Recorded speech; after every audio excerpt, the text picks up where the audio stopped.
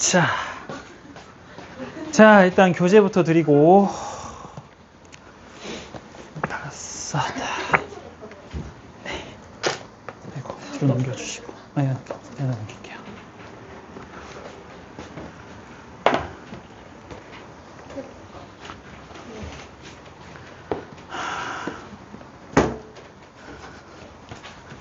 보자, 8명.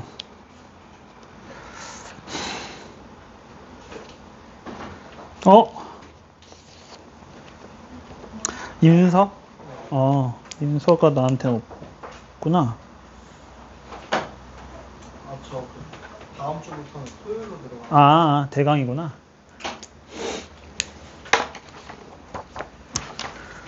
자,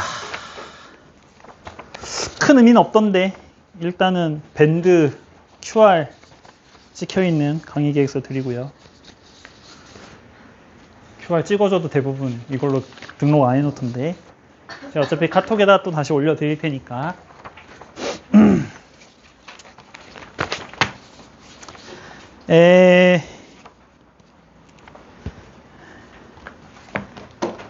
나는 통합과학 2를 한 번도 본 적 없다. 오케이.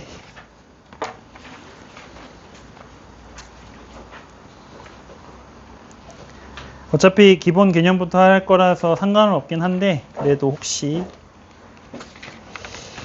물어봤고요.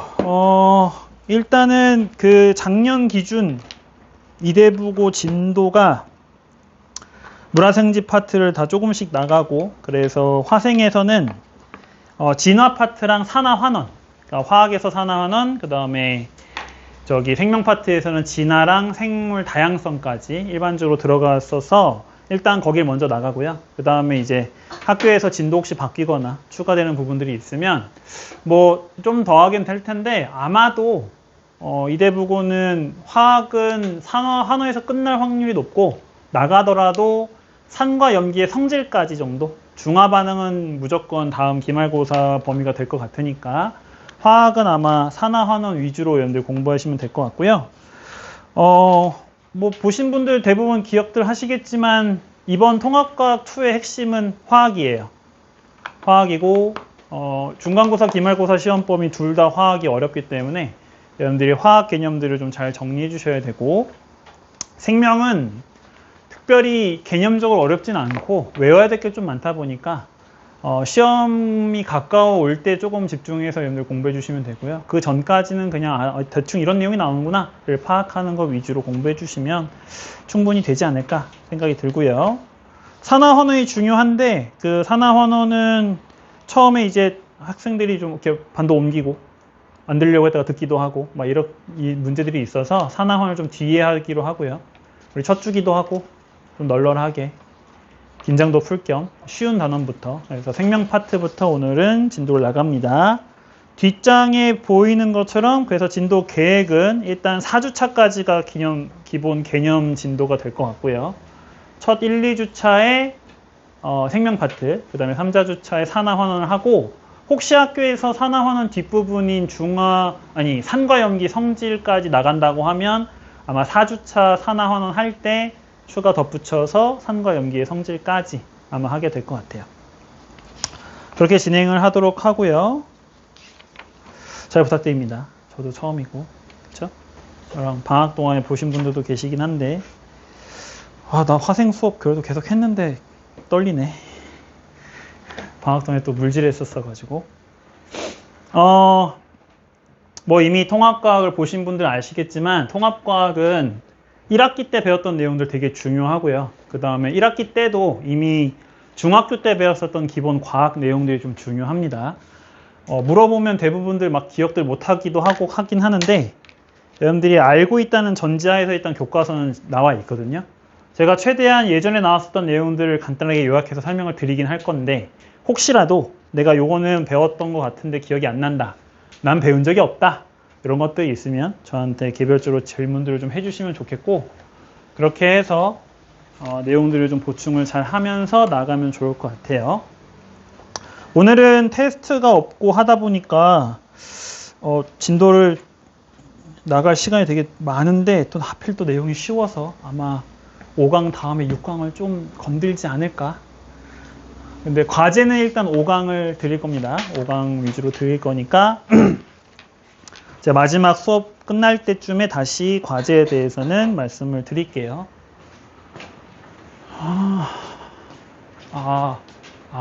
오케이.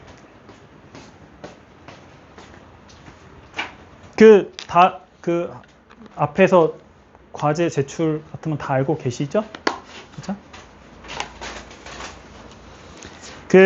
한 가지 당부 말씀을 좀 드리자면, 제가 그래도 여러분들 과제 해온 것들을 미리 보고 들어오거든요. 뭘 틀렸는지, 많이 틀린 문제가 뭔지 이런 것들 좀 미리 보고 오거든요. 근데 수업 직전에 내버리면 제가 그걸 파악이 안 돼요.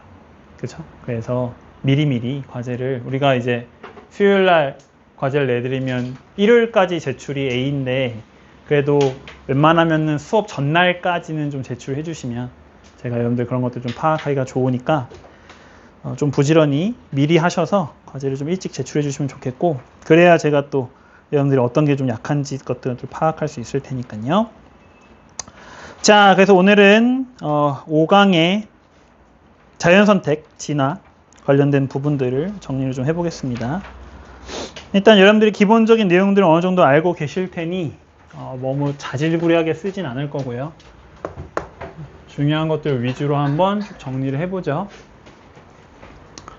자, 일단 변이와 진화, 진화와 변이의 뜻부터 정리를 좀 해봅시다. 일단 이번 단원은 생명 파트, 통합과학 2의 생명 파트 특징인데, 사례 관련된 내용이 정말 많아요.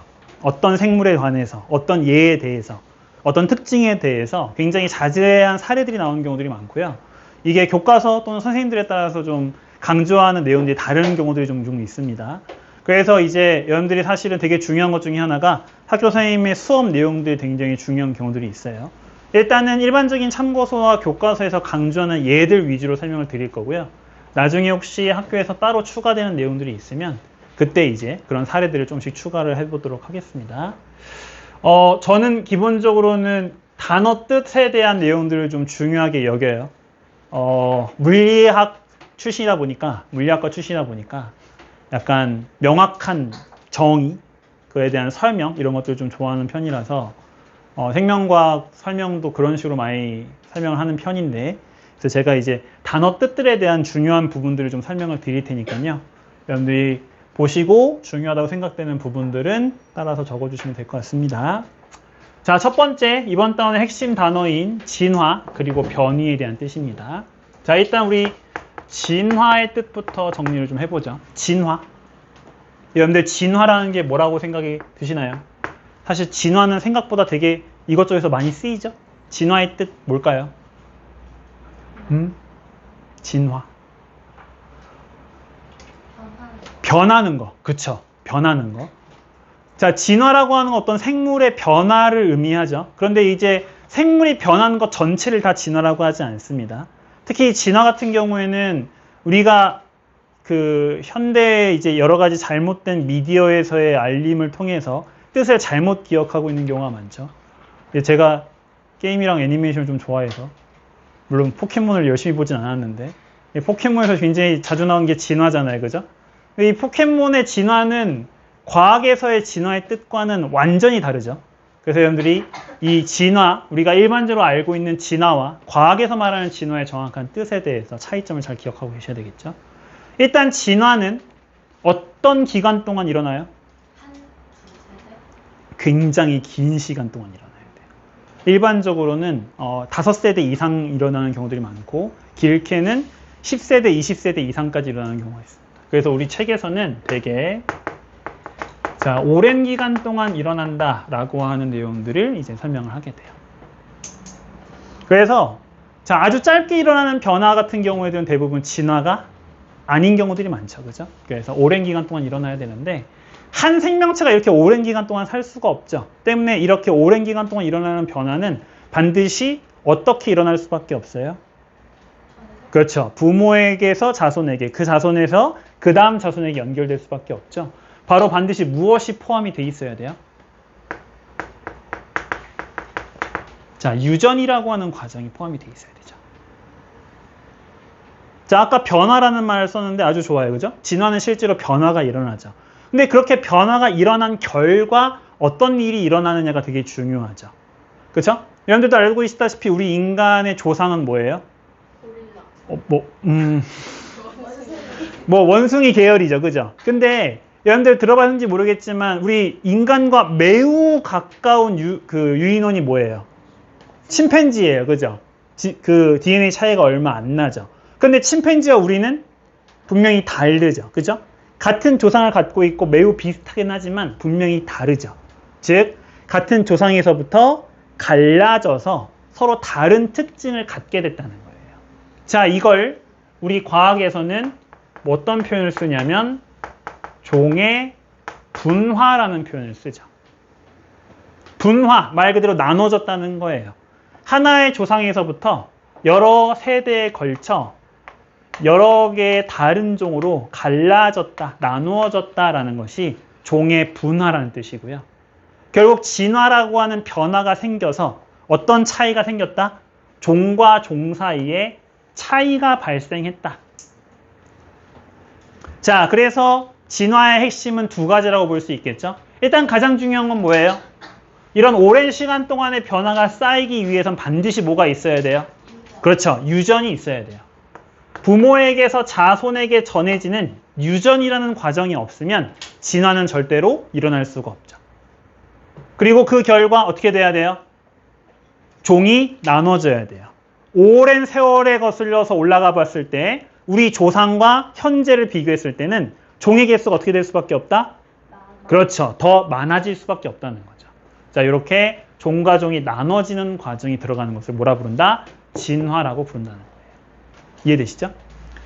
그런데 이런 변화가 오랜 기간 동안 쌓여서 되는 것이 진화이기 때문에 당연히 그 진화의 원동력이 되는 처음에 변화라는 게 있어야 되겠죠. 그때 그 생물체의 변화를 우리 뭐라고 부른다? 그렇죠. 얘를 변이라고 부르는 거예요. 자, 그런데 이 변이가 단순히 생물체의 차이 혹은 변화라고만 보시면 안 되는 거죠.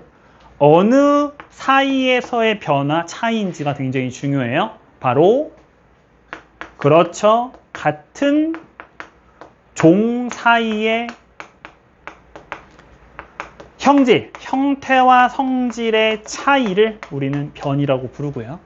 방금 강조했던 것처럼 변이의 핵심은 어디 사이에서의 차이다?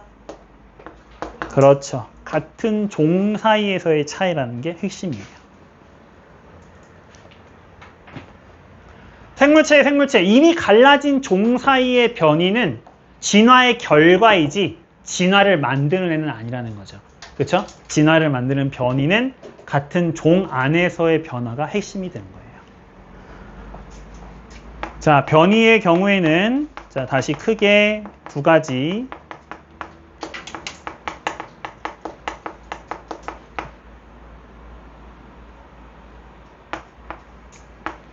자, 굳이 나누자면 이렇게 두 가지로 나눌 수 있죠. 자, 특징에서 볼 수 있다시피 비유전적 변이는 당연히 뭐가 되지 않는, 그렇죠, 유전이 되지 않는 변이고요. 유전적 변이는 유전이 되는 변이들을 의미해요. 자, 아까 제가 여러 번 강조했던 것처럼 진화의 핵심은 유전이 돼야 된다고 했었죠. 즉 비유전적 변이는 진화를 일으킬 수 있다, 없다? 없다. 얘는 진화와 전혀 상관이 없어요.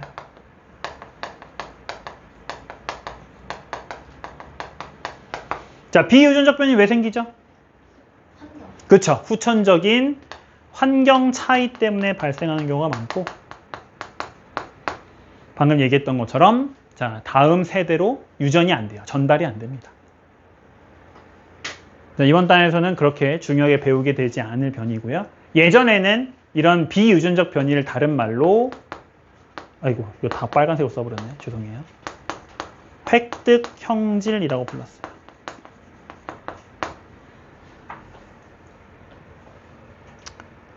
자, 이번 단의 핵심은 자, 유전이 되는 유전적 변이에요. 그죠? 자, 유전적 변이는 자, 당연히 유전이 되기 때문에 핵심 이번 다운의 진화의 원동력이죠. 변이가 있어야 진화라는 종의 분화가 가능해요. 나중에 여러분들이 생명과학을 자세하게 배우시면 이 이 진화를 일으킬 수 있는 유전적 변이에 대한 다양한 예들을 배우시게 될 겁니다. 하지만 우리 이번 통합과학에서는 딱 두 가지 핵심 유전적 변이만 정리를 하게 될 건데요. 일단 첫 번째는 바로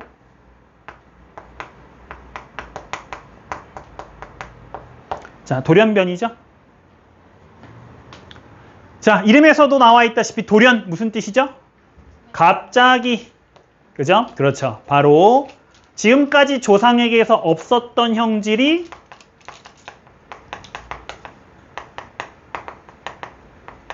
자, 갑자기 등장을 한 거예요. 자, 어떤 형질이 갑자기 등장하는 것을 돌연변이라고 부르게 되죠. 일반적으로는 환경이 불리한 경우가 많은데, 자, 환경 변화와 돌연변이 같이 겹쳐질 경우에는 가끔은 이 돌연변이가 환경에 매우 유리할 때가 있고, 자, 그것이 진화의 원동력이 되기도 하고요. 자, 두 번째는 좀 길죠? 여러분들 아마 들어보셨을 거예요.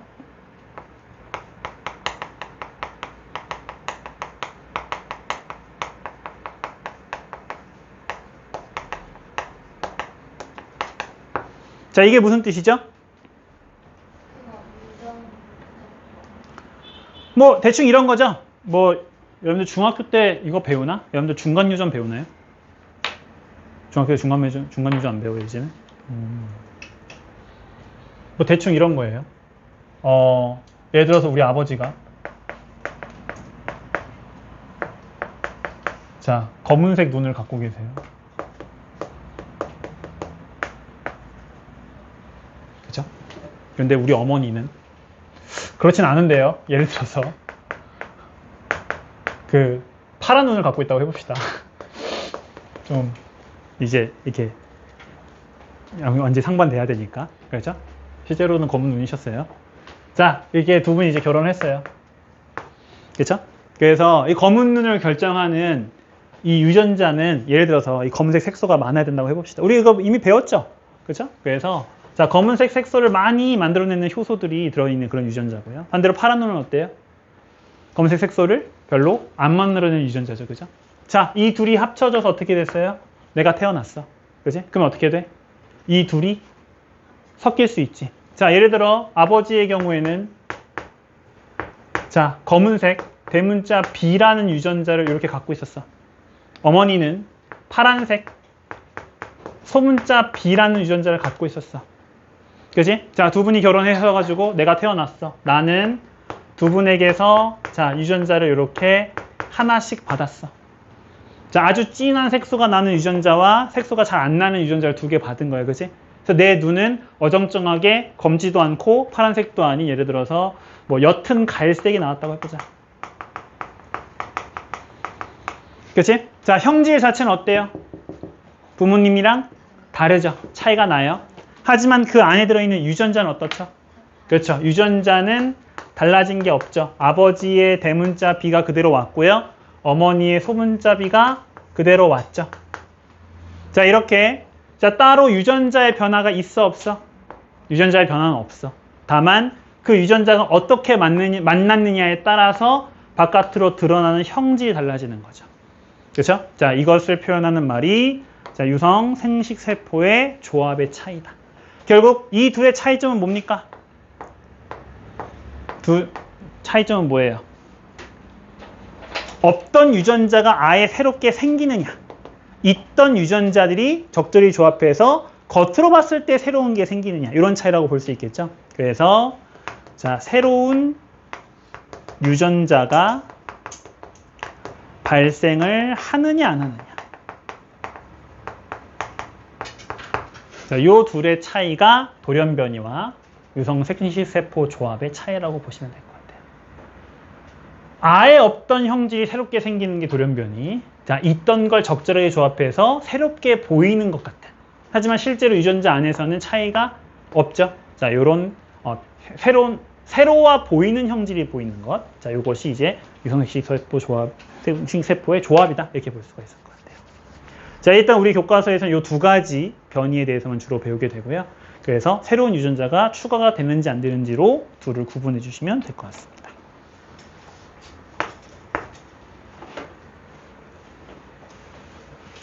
자, 그래서 앞에 있는 진화와 변이에서는 일단 이 두 말의 뜻을 잘 정리해 주시고, 그 다음에 유전적 변이의 두 가지 예를 강조하고 기억해 주시면 좋고요.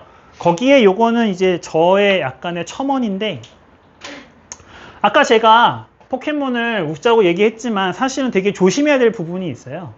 그죠? 우리가 이 진화라는 말에서 어떤 의미를 많이 찾는 경우가 있냐면, 이 진자가 이제 나아가다라는 뜻이잖아요. 그래서 이 진화를 약간 발전이라고 느끼는 경우들이 되게 많아요. 그렇죠? 그러다 보면 어떤 착각들 하는 경우가 많다? 이 진화에 어떤 목적이 있다라든지, 혹은 이 진화의 결과 더 좋아진다라고 하는 우열을 가리는 경우들이 종종 있습니다. 하지만 생물체의 진화는 특별한 목적을 갖고 있다, 안 갖고 있다?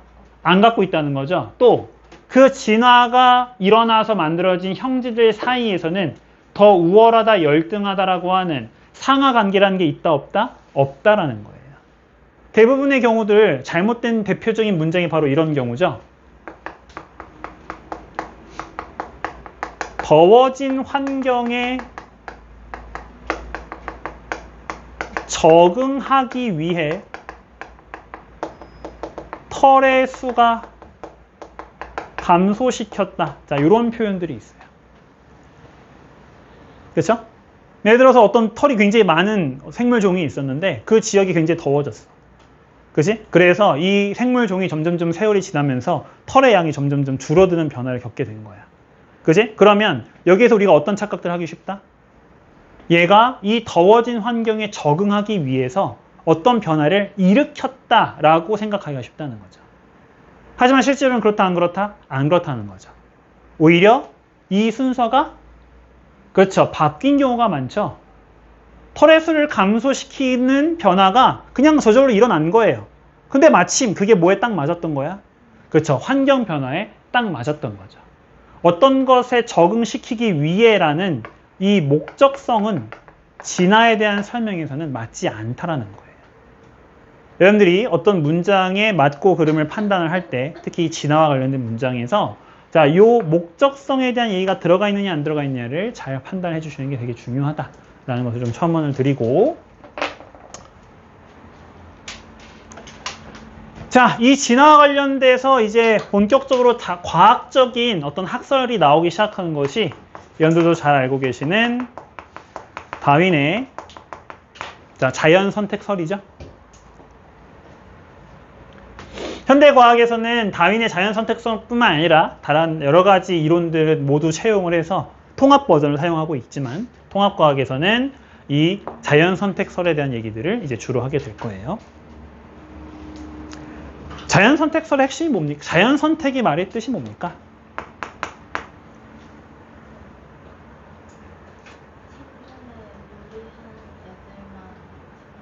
그렇죠. 기본적으로 어떤 형질이 살아남기 위해서는 뭐가 핵심이다? 환경에 잘 들어맞느냐가 핵심이라는 거죠. 자, 그래서 일단 뭐가 있어야 돼요? 자연 선택이 일어나기 위해서는 일단 다양한 형질이 있어야 돼요.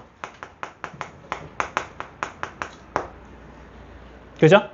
그런데 그 중에 우연히 뭐가 있었던 거죠?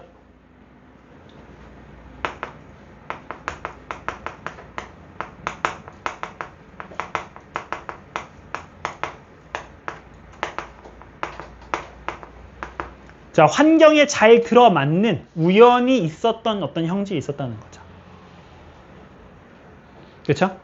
자, 이러한 형질의 개체가 더 많이 살아남고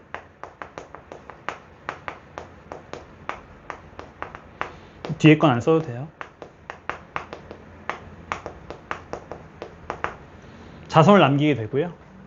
결국 그 형질이 자, 유전되어 자, 계속 이어지게 되면 자, 그것이 결국 진화의 결과로 이어지게 된다라고 하는 학설이 자연선택설, 자연선택이라는 얘기가 되는 거죠. 자, 자연선택과 관련돼서 뒤에 나와 있는 예제들 중에서는 몇 가지 예가 나와 있는데 그 중에 첫 번째는 일단 딱정벌레 집단과 관련된 내용이 나와 있거든요. 요즘에는 얘를 이제 다른 말로 설명을 잘 안 하는데 예전 교육과정에서는 이것과 아주 비슷한 예로 뭐에 대한 얘기가 나온 적이 있었냐면 공업암화라는 현상에 대한 얘기가 나온 적이 있었어요. 두 가지 다 설명을 드릴게요. 자, 일단 뒤에 나와 있는 딱정벌레 집단에 대한 얘기는 이런 얘기예요. 자, 원래 어떤 환경에 딱정벌레들이 있었어요. 자, 그 딱정벌레들 중에 일부는 자, 제가 이렇게 빗금친 게 어두운 애들이에요. 어두운 색의 딱정벌레도 있었고요. 그 다음에 빗금 안 친 건 약간 밝은 색이에요. 푸른색 빛을 띠고 있는 약간 밝은 색의 딱정벌레도 있었다는 거죠. 자, 얘네들이 뭐 적절한 비율로 대충 5대5 정도의 비율로 이렇게 분포를 하고 있었다는 거죠. 그죠? 자, 그런데 이 지역에 뭐가 난 거야? 산불이 난 거야. 그래서 이 지역에 그름이 퍼져서 어떻게 된 거지? 자, 여기에 자, 여기 이제 딱정벌레를 그릴 건데 자, 여기 공간이 이렇게 어두워진 거죠. 그을음 때문에 이 공간이 이렇게 어두워진 거예요. 대충 빗금만 치세요. 자, 그러면 자, 이 개체들 사이에서는 어떤 변화가 이루어진다? 그렇죠? 밝은 애들은 눈에 잘 띄죠. 때문에 자, 이 딱정벌레들을 먹는 포식자에게 좀 더 잘 노출되는 문제가 발생을 한다는 거죠. 자, 때문에 이 밝은색 딱정벌레들은 어떻게 돼버리고 네, 잡아먹히게 되고요. 자, 그러면서 어떻게 된다? 원래는 5대5 정도의 비율을 갖고 있었던 두 색깔의 딱정벌레에서 무엇의 비율이 많아진다? 어두운 색의 비율이 점점점 많아지게 된다는 거죠. 자, 결국 산불에 의해서 만들어진 그른 환경이라고 하는 환경 변화가 뭘 일으켰다? 네, 특정 형질의 진화를, 특정 형질의 유전을 촉진했다. 이렇게 얘기할 수 있다는 거죠. 여기에서 자, 요건 여러분들 안 쓰셔도 괜찮아요. 이렇게 포식자, 누군가에게 잡아먹힌다라고 하는 압박이 실제로 어두운 색의 형질에게 유리하게 작용했죠.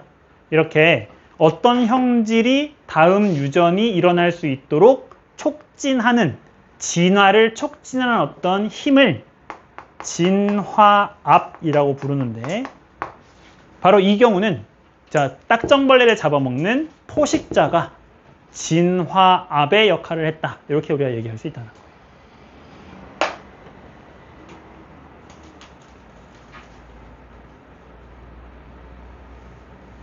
자, 이 딱정벌레 집단과 아주 유사한 예가 아까 방금 말씀드린 공업암화라는 현상인데요. 뒤에도 한 문제인가 예제가 있을 거예요.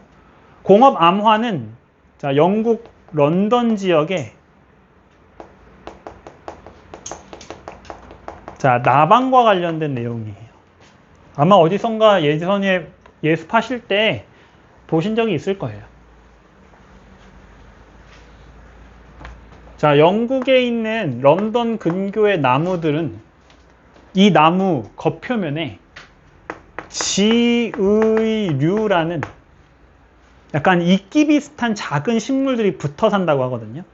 근데 이 지의류가 무슨 색을 띠냐면 얘가 흰색을 띱니다. 그래서 나무인데도 불구하고 이 겉으로 보이는 나무의 색깔이 무슨 색으로 보이는 거예요? 흰색으로 보이는 거예요.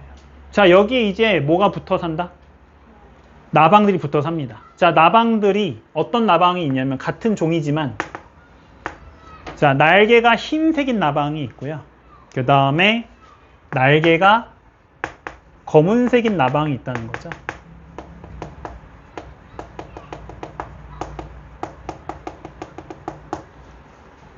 그렇죠? 당연히 이때는 뭐가 더 유리해요? 그렇죠. 흰색이 훨씬 유리하죠. 그래서 실제로 무엇의 개체수가 훨씬 많았다? 흰색 날개의 나방이 훨씬 많았다는 거죠. 그런데 1800년도 초에 자, 런던에서 뭐가 시작됐어요? 산업혁명이 시작됐죠. 그죠? 그로 인해서 런던에서 석탄을 막 떼니까 뭐가 많이 나타난 거야? 매연이 엄청 나온 거야. 근데 이 지휘류가 공기가 깨끗한 곳에서만 살기 때문에 이 심각해진 공기 오염으로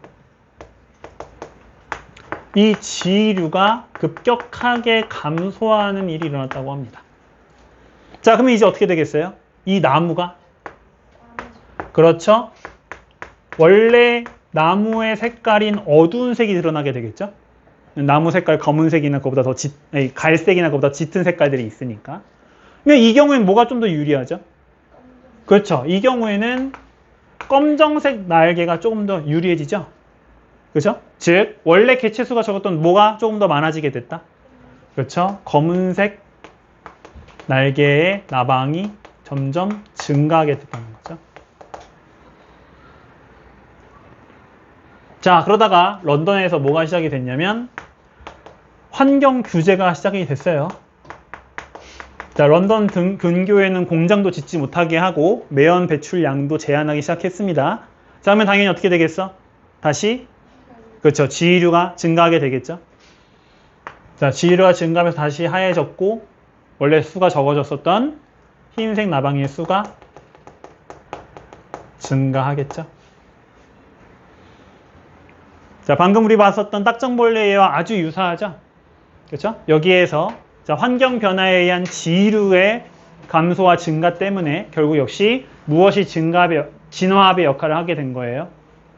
포식자가 역시 진화합의 역할을 하게 된 거예요. 그죠?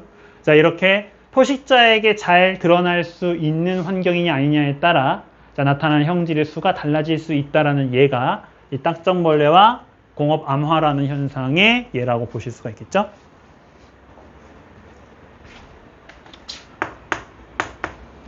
자, 두 번째는 굉장히 중요한 내용이죠.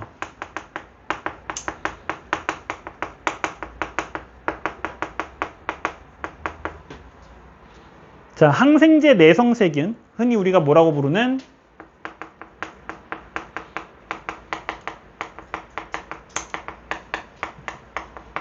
자, 슈퍼박테리아라고 부르는 애들의 등장이에요. 그죠? 항생제가 뭐예요? 항생제? 세균 죽이는 약이에요. 우리가 말하는 뭘 의미하죠? 일반적으로? 소독약 같은 걸 말해요. 여러분들 감기 걸릴 때 항생제 많이 먹죠? 그죠? 왜 그래요? 우리가 걸리는 감기들이 대부분 무엇이기 때문에? 세균 감염 때문에 발생하는 감기이기 때문에 그래요. 그죠? 그래서 우리나라에서는 감기가 걸리면 일반적으로 이 항생제를 많이 처방을 하죠. 자, 그런데 이 항생제라고 하는 약이 굉장히 잘 드는 자, 일반 세균들이 있는데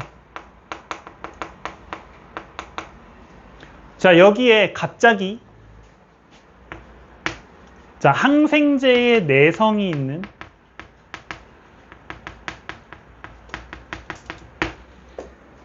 자, 이런 세균이 등장을 합니다. 자, 얘는 왜 등장했죠? 얘는 왜 등장했어요?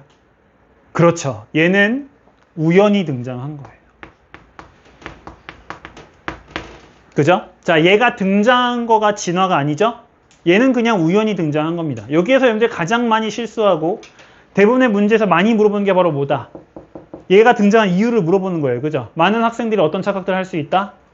항생제를 쓰니까 세균이 그거에 대해서 저항하기 위해서 내성을 만들어냈다라는 식으로 생각하기 쉽다는 거죠. 그게 아니라는 거죠. 그죠? 어쩌다가 우연히 우리가 쓰는 항생제에 대해서 내성을 갖고 있는 애들이 등장을 한 겁니다. 그죠? 우연히 등장한 거예요. 자, 원래 당연히 이 숫자는 어떨 수밖에 없다. 적을 수밖에 없겠죠. 하지만 우리가 뭘 바꿔주게 되면, 환경을 바꿔주게 되면, 그죠? 이 개수가 차이가 날 수밖에 없다는 거예요. 어떤 환경을 바꿔주게 되면 내가 항생제를 사용하는 환경으로 바꿔주게 되면 이 세균들의 분포의 수가 달라지게 될 거라는 거죠. 어떻게 달라지게 될 것이다? 당연히 그렇죠. 내성의 형질을 갖고 있는 세균의 비율이 훨씬 높아지게 될 거라는 거죠. 자, 이의 핵심은 두 가지입니다. 가장 중요한 핵심은 뭐다? 방금도 강조했다시피 그렇죠. 내성의 형질이 왜 등장했느냐는 거예요. 그죠? 절대로 어떤 목적성을 갖고 있는 게 아니다. 내성의 형질은 어디까지나 우연히 등장했다.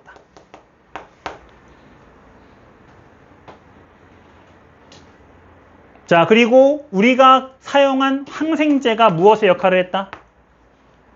바로 진화압의 역할을 한 거죠. 이 항생제의 사용이 새로운 환경을 준 거고요.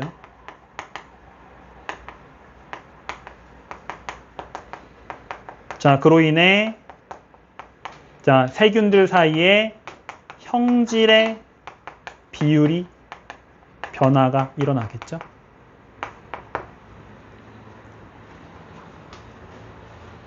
자, 우리가 계속해서 이 항생제를 사용하게 되면 어떤 일이 일어나게 되죠? 결국 그렇죠. 세균들은 전부 다 이 항생제에 대한 내성을 갖는 개체만 살아남게 되겠죠. 이제 이 항생제는 사용할 수 없는 상태가 되는 거예요. 실제로 꽤 우리 주변에서 일어나고 있다고 합니다. 여러분들 어디 다치면 뭐 발라요? 여러분들 다치면 뭐 발라요? 약 중에 뭐 바릅니까? 빨간 약 바르고 또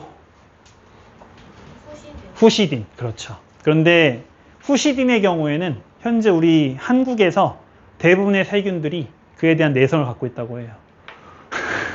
그래서 후시딘을 바르는 게 그닥 쓸모는 없다. 요즘에 좀 다른 항생제들을 약사님들이 많이 추천을 한다고 하더라고요. 실제로 우리가 후시딘을 쓴 지 되게 오래됐죠? 제가 어렸을 때도 있었거든요. 제가 지금 40살이 넘었으니까 적어도 40년이 된 거야, 후시딘이. 그 기간 동안 후시딘에 죽는 세균들은 이미 다 죽은 거지. 그치? 그래서 후시딘을 써도 대부분의 세균들이 그에 대한 내성들을 갖고 있는 경우들이 많다라고 알려져 있다고 합니다. 자, 세 번째는 조금 어렵게 보일 수도 있는데요. 세 번째.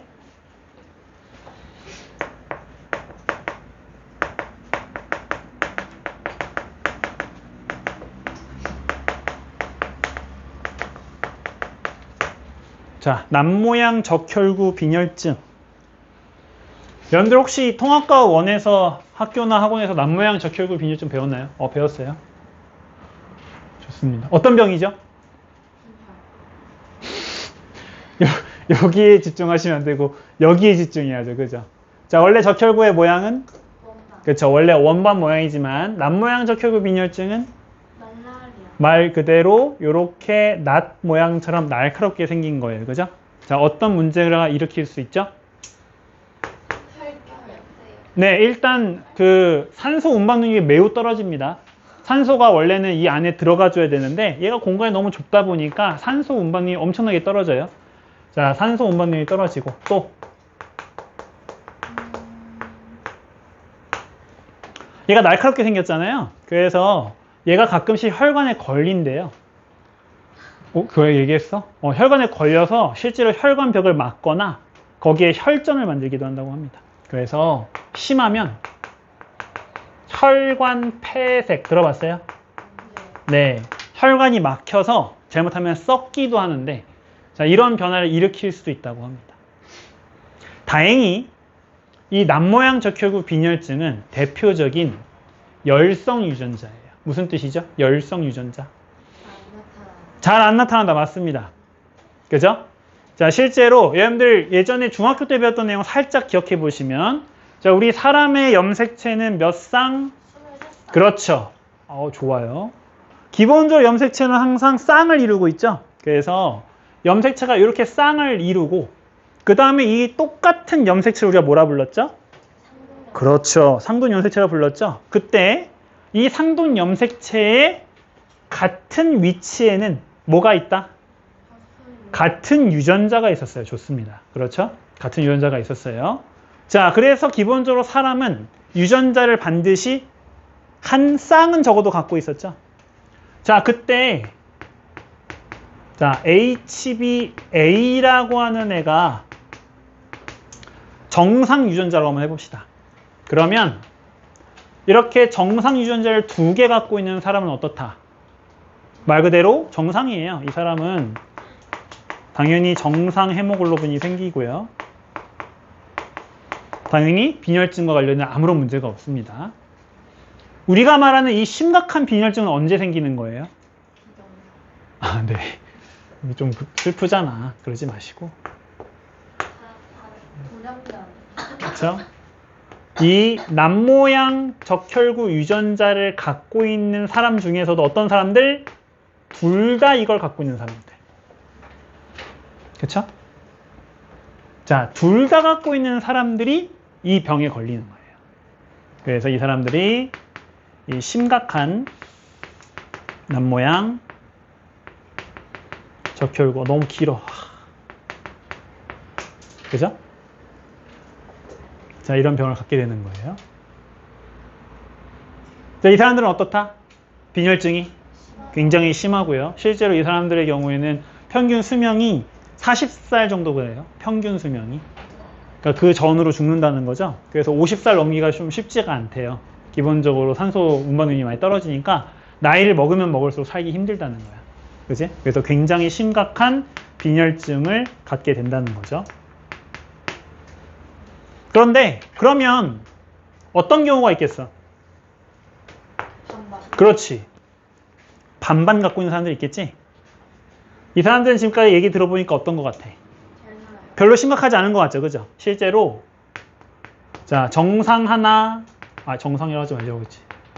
정상 하나, 남모양 하나 이렇게 하나씩 갖고 있는 사람들의 경우에는 비교적 경미한, 약한 증상이 나타나게 되고요. 실제로 빈혈증이 그렇게 심하지 않다고 합니다. 자, 당연히 이 셋 중에서 가장 생존에 불리한 쪽은 어디예요? 얘죠. 비교적 생존에 유리한 쪽은 그렇죠. 이쪽으로 갈수록 생존이 유리하겠죠. 우리나라 같은 경우에는 실제로 이 유전자를 갖고 있는 사람이 거의 없대요. 그죠? 그래서 어떻게 된다? 정상을 갖고 있는 사람이 압도적으로 많고, 그죠? 그 다음에 둘 다 낫을 갖고 있거나 반반 갖고 있는 사람은 그 비율이 매우 낮은 편이라는 거죠. 그죠? 자, 그런데 뭐 이미 알고 계신 것 같지만 이 유전자가 비교적 유리한 환경이 있다는 거죠. 어느 환경? 아프리카. 그렇죠. 아프리카 중남부 지역에 자, 대표적인 유행병 중에 하나가 바로 뭐예요? 말라리아예요. 이 말라리아는 모기를 통해 옮기는 기생충 때문에 전염이 되는데 이 말라리아가 어떤 병이냐면 이 기생충이 적혈구로 들어가요. 적혈구 안에서 번식을 한 다음에 적혈구를 터트리면서 나와. 그러면 걔네들이 또 많아졌지? 그러면 걔네들이 또 어떻게 되겠어? 옆에 있는 적혈구 들어가겠지? 그러면 또 적혈구 안에서 번식해서 또 나오겠지? 그렇게 해서 적혈구를 전부 다 터트리는 그런 기생충이에요. 그래서 심각하면 어떤 일이 일어날 수 있다? 적혈구가 줄어드니까 뇌에 산소가 제대로 안 가. 그래서 뇌에 심각한 손상이 생기거나 그래서 고열, 발작, 구토 이런 걸 반복하다가 심하면 10일 안에 죽는 병이에요. 굉장히 심한 병이라고 합니다. 우리나라에도 있긴 있는데 우리나라는 약 먹으면 잘 낫는 말라리아고 아프리카의 말라리아는 미리 예방주사 안 맞으면 거의 골로 가는 그런 아주 심각한 말라리아가 있대요. 그래서 기본적으로 적혈구에 기생하는 심각한 병이다. 그런데 이 말라리아 균이 어디엔 제대로 기생을 못한다? 그렇죠. 이 남모양 적혈구에는 제대로 기생을 못한다는 거죠. 이 안에서 충분히 이렇게 커지면서 번식을 해야 되는데 워낙 얘가 좁고 이상하게 생겼으니까 이 안에서 못 자라고 죽어버린대. 그래서 얘네들이 이 남모양 적혈구에서는 제대로 번식을 못해서 이 유전자가 좀 더 유리하다는 거죠. 그런데 남모양을 갖고 있는 사람은 어때? 기본적으로 생존해. 다시. 얘네들은 원래 살기 쉬워, 어려워? 어렵지. 얘들은 어려워. 그지? 그런데 이 장점과 이 장점을 둘 다 갖고 있는 애들이 누구야? 얘네들이지. 그지? 그래서 이 지역은 누가 훨씬 유리하다? 그쵸? 얘네가 훨씬 유리하다는 거죠. 그쵸? 그래서 당연히 얘네 둘 중에 누가 좀 더 원래는 살기 더 좋아? 얘가 더 좋아. 그래서 얘가 당연히 좀 더 많아. 하지만 말라리아 때문에 얘네들이 마냥 불리하진 않다는 거지. 자, 우리가 이 예를 통해서 알 수 있는 사실은 무엇이죠? 환경에 따라서 유리한 그렇죠. 기본적으로 형질상에는 우월하다와 열등하다가 있다 없다? 없다는 거죠. 그죠? 원래는 우리가 생존에 굉장히 불리한 것처럼 보였던 이 빈혈 유전자가 어느 환경에서는 말라리아 환경에서는 오히려 더 유리하게 보일 수 있다는 거죠. 결국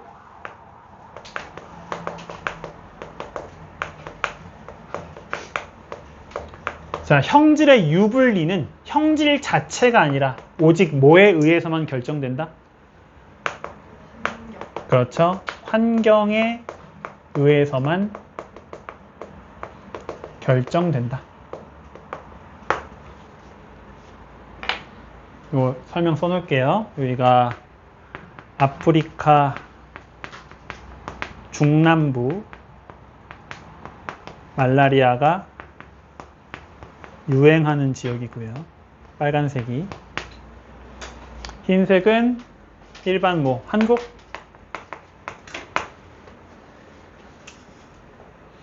한국은 이 유전자가 거의 없대요.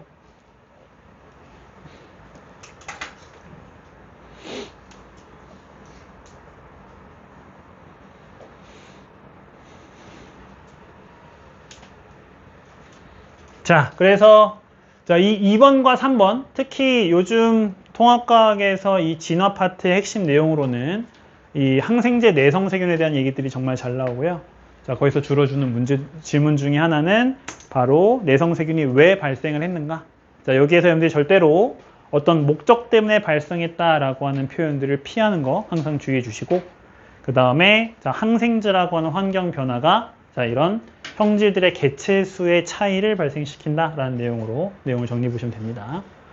남모양적 혈구 빈혈증은 교과서에 따라서 설명 안 하는 책들도 있거든요. 그래서 어떤 문제집에서는 이것들이 문제가 안 나오기도 하는데 이번 그 교재의 뒤에 예제들은 요 관련된 내용들 많이 포함하고 있으니까 이렇게 유전자형에 따라서 다른 환경에 따라 다른 개체수를 갖고 있다 기억해 주시면 되고요. 몇 가지 용어만 좀 설명을 드리면 지금 보시면 얘네 둘은 어때요? 그렇죠. 유전자형이 똑같죠? 예전에 얘를 순종이라 불렀어요. 그래서 얘를 뭐라 불렀어요? 잡종이라 불렀어요. 근데 사람한테 순종, 잡종하면 뭔가 기분이 되게 나쁘죠? 그래서 얘를 이제 조금 더 순화된 말로 뭐라고 부른다?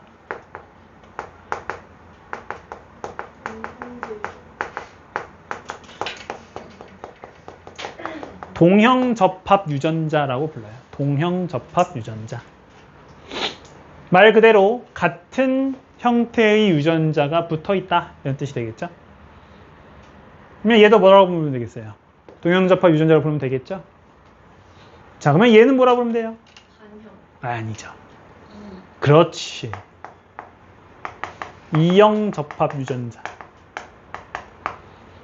그래서 우리나라 과학 내용을 이해할 때 한자를 조금 알면 좀 편한 경우들이 많습니다.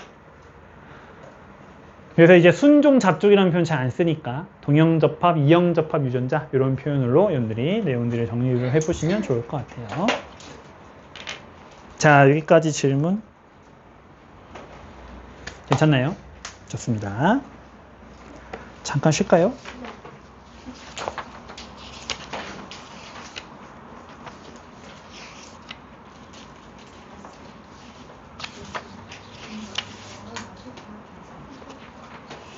네? 왜요? 저 혹시 너무 필기 많이 하나요? 아니요. 괜찮아요? 고마워. 제가 어디선가 너무 필기가 많다는 컴플레인 한번 들어가지고 10분 정도 휴식을 하겠습니다.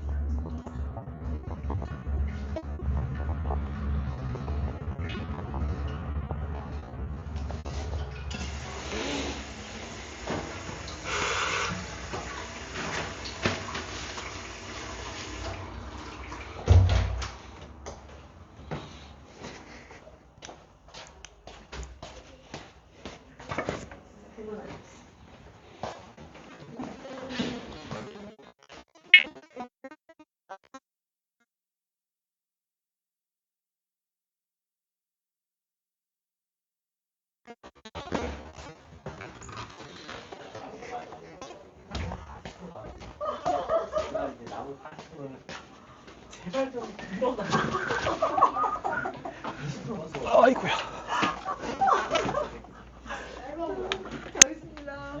그거 차 가져가시죠? 네. 네네.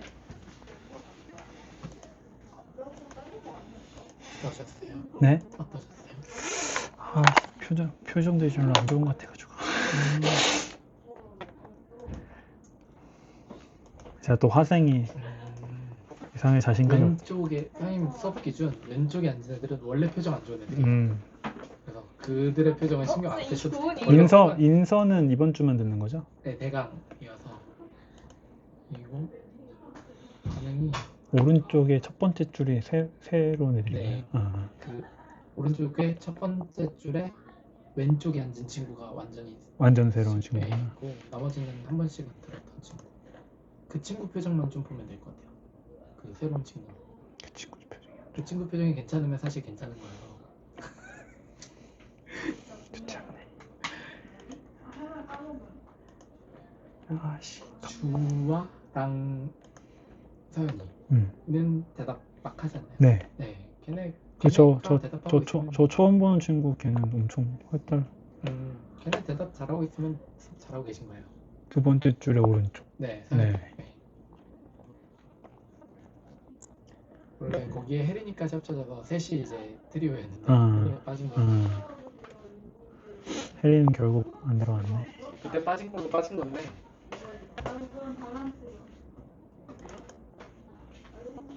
언제까지 있었는데? 저희는 죽을 때까지 휴대폰 시간에 좀 풀어라. 또 있잖아요, 지금. 선생님, 이거 완전. 이거 오늘 이거 선생님 단원을 다 푼 거예요, 쌤. 그럼 좀 더 힘을 내도록 해. 지금부터 영어 공부하고 수학 때하고 나중에 내일 가주세요. 어? 야, 문 닫아야죠. 가 와. 우리 지금 바로 주지 당연히. 내일 서대문이야. 네. 아유 씨.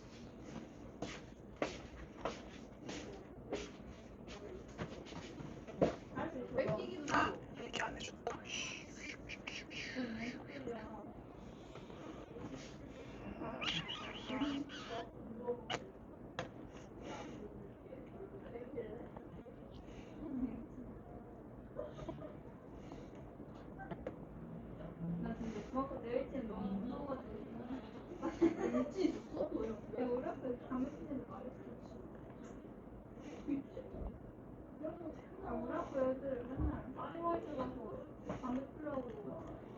아씨, 그리고 진화 여기 너무 내용이 적어요. 2시간 내용을 채우기가 너무 힘들어. 다음 시간 생물 다양성은 더 문제예요. 여기 내용이 더 적어. 근데 다양성은 생각보다는 할 거 네, 많아요. 그래요? 네. 그 예시 빛이 환경, 온도가 아. 환경 그거 다 해주다 보면은 그래프랑 그려주고 하면은 보기는 할 거 많은데 진화는 저는 그래도 그냥 그 다양성 그거 아니지 않아요? 생물 다양성, 종 다양성 그거잖아요. 잠시만요. 네, 그건 생태계. 네, 그러네요. 네. 생태계. 그러면 진화 생태계 원래 한 세트인데. 진화랑 그죠? 생태계. 아니요, 네. 문제 나눠져 있던데. 그러니까 저는 수업할 때 그냥 한 번에 나가거든요. 아, 그래요? 그냥 시간 아낄 겸 해서. 어차피 기억 못 할 것 같아서. 뒤에 문제도 없고 해가지고. 암기 파트는 근데 진도 속도가 문제가 아니라 얘네가 그냥 안 해오는 게 문제여가지고 빨리 나간 다음에 차라리 채찍질을 하는 게 나을 것 같기는 해요. 여기를 이렇게 길게 본 적이 없어가지고. 적당히 하다가 나갔다 시작하시면 그냥 문제풀이 하셔도 돼요. 다양성이랑 같이 했던 것 같아요, 저. 진화랑 다양성 같이 끝내버렸던 것 같아요. 다양성은 진짜 할 게 없던 것 같아요. 다양성 세 종류 있어 하고 예시 좀 들어주고. 네. 다음 시간에 뭐 시험 보고 어쩌고 해서 시간 좀 쓸 수 있겠지만 오늘은 또 첫 시간이니까 이게. 원래 그래서 신규 없으면 산업원이 첫 시간인 게 가장 맞아요. 네, 그래서 저기서 산화원 준비했었는데 시간에 여유 있으니까 이럴 때 좀 많이 하고. 네, 3주차로 밀려가지고.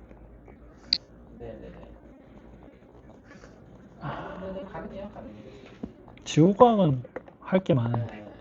그 오늘은 화석 그거 하느라 많긴 했어요. 그죠? 내용 되게 많잖아요. 별로 중요하지 않아도 내용은 되게 많아서.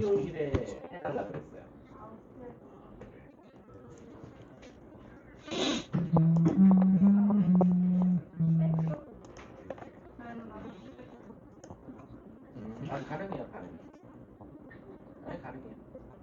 우리 어차피 진화도 같이 했어요. 송진화. 어떤 거? 진화가 큰 일이 못한다. 그러니까 질문? 뭐 하려고 했더라. 그래요? 근데 우리 지금 당장은 필요하진 않아요. 그래서 일부러 일단 그 방학 때까지만 잡아놨어요. 학기 중에는 안 잡아놨는데 왜냐면 학기 중에는 선생님으로도 가능이 돼서 그 것들 다 폭파시킬게요. 네. 그리고 이제 그래야겠다. 어쨌든 과학고하면 중등부가 있는데 우리는 만약에 방학 때 반이랑 거의 그대로 유지되면 그거 그냥 써도 돼요? 아니면 괜찮아요. 새로 만들어야 돼요? 근데 이제 새로 운 친구들도 있고 하니까 네. 그냥 아예 새로 하는 게 나을 것 같긴 해요. 너라는 게 괜찮아. 그 방은 제가 만들어볼게요. 네.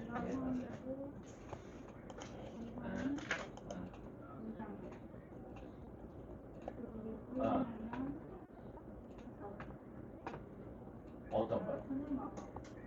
엔비디아?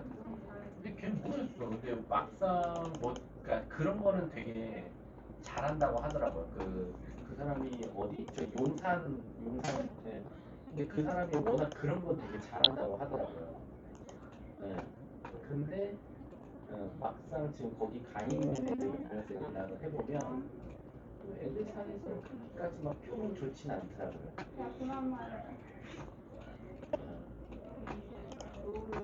그렇죠.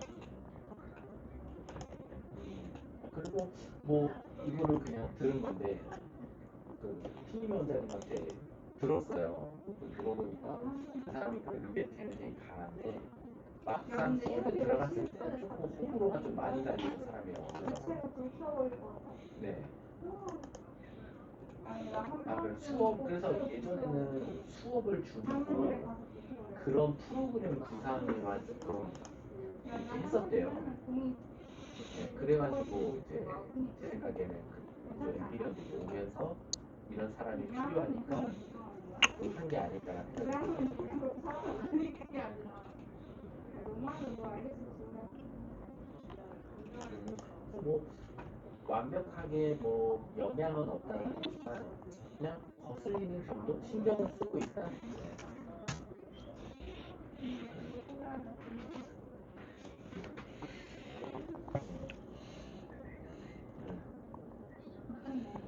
그렇죠.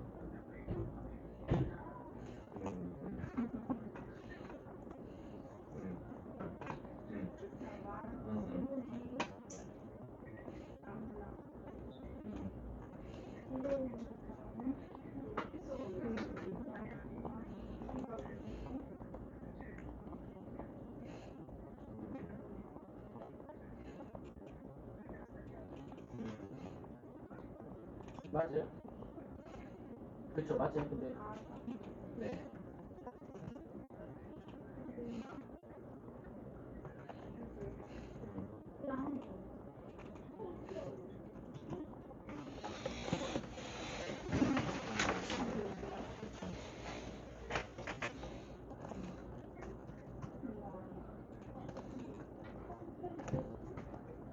아, 그래요? 내가 영어는 너무 많은 것 같아.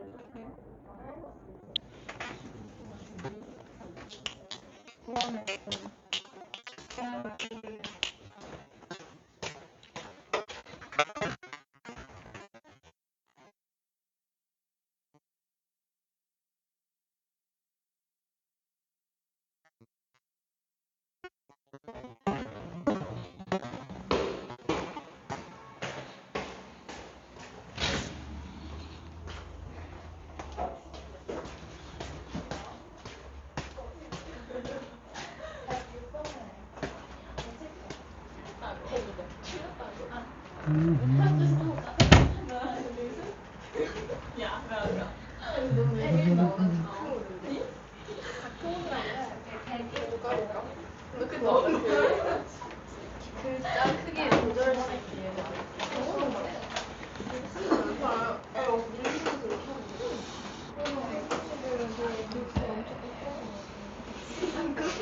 자,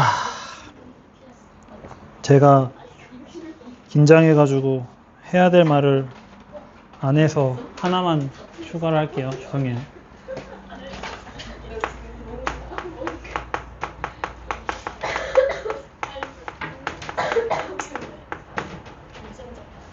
네, 유전적 변이. 이거 아까 한 가지 말을 붙였어야 됐는데 유전적 변이는 결국은 무엇의 변화가 생기는 거예요? 그렇죠. 유전. 자의 변화가 생기는 거죠. 근데 우리 몸에 있는 유전자, 즉 유전 형질은 무엇을 통해서 저장이 되죠? 그렇죠. DNA의 뭘 통해? 그렇죠. 염기, 서열을 통해서 변화가 저장이 되죠. 결국 유전적 변이라고 하는 것은 어디에 변화가 생기는 것이다 라고 얘기할 수 있다? 그렇죠. 염기 서열의 변화가 생기는 것이다 라고 얘기할 수 있다는 거죠. 통합과학의 어떤 생명과학 파트의 어느 정도의 특징인 것 같아요. 우리가 어떤 물질, 어떤 형질의 변화를 쭉 거슬러 올라가면 근원 물질의 변화라고 하는 것까지 거슬러 올라갈 수 있는데 뭐 이런 거죠. 우리 DNA에 이건 안 적어주셔도 돼요. DNA에 의해서 RNA 염기 서열이 결정이 되고 RNA 염기 서열에 의해서 아미노산의 서열이 결정이 되고 아미노산의 서열에 의해서 단백질의 구조가 결정이 되고 단백질의 구조에 의해서 단백질의 기능이 결정이 됐었죠. 그래서 결국 이 과정을 통해 전달됐기 때문에 DNA 염기 서열이 뭘 결정한다고 얘기할 수 있었어요? 단백질의 기능을 결정한다고 이렇게 이어서 얘기할 수 있었죠. 당연히 처음과 끝뿐만 아니라 중간에 있는 RNA의 염기 서열이 단백질의 구조를 결정한다와 같은 문장을 만들어낼 수도 있죠. 그죠? 이렇게 앞에서 배웠던 내용들을 쭉 거슬러 올라가서 어떤 결과가 어디서부터 시작된 변화라고 얘기할 수 있는지 자, 문제에서 이제 물어보는 방법에 따라서 다양하게 물어볼 수 있기 때문에 여러분들이 앞에 있는 내용들을 좀 잘 정리해야 되는 이유도 여기 있잖아요. 그죠? 자, 그 중에 하나로 자, 유전적 변이, 어떤 유전이 일어난다는 것은 유전자의 변화가 일어났다는 것이기 때문에 자, 유전자가 무엇을 통해 저장이 되고 결국 변이라고 하는 것이 유전적 변이라고 하는 것이 무엇의 변화를 의미하는가. 자, 요 내용을 쭉 거슬러 올라가서 연결된 내용들을 찾아보실 수 있으면 좋을 것 같습니다. 자, 요것만 제가 좀 추가를 할게요.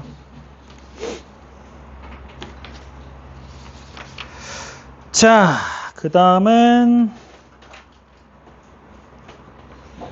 자연 선택설에 대한, 제가 아까 자연 선택을 설명하긴 했지만 다윈의 자연 선택설이라고 정확하게 쓸게요.